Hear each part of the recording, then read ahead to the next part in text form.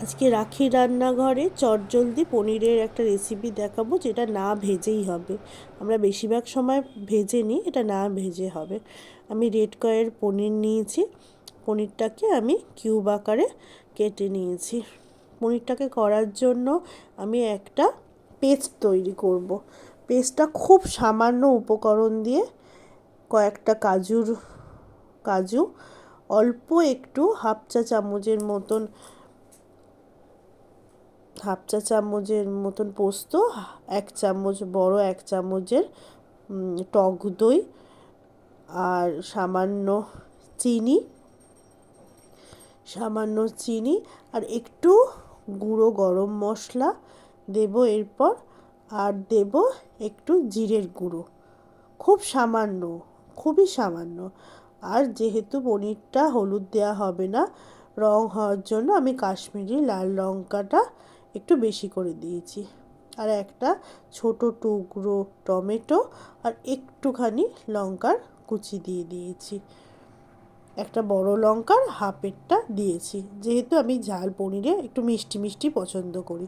আর লবণ তো স্বাদ মতন দিতেই হবে। এবার অপর দিকে কড়াইতে তেল গরম করতে দিয়েছি।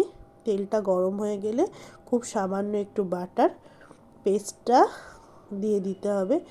দিয়ে খুব ভালো করে পেস্টটাকে নাড়াচাড়া করতে হবে। এই সময় খেয়াল রাখতে হবে গ্যাসের ফ্লেমটা যেন একদম লো মিডিয়ামে থাকে। হাই হয়ে গেলে কিন্তু এটা পুড়ে যাবে।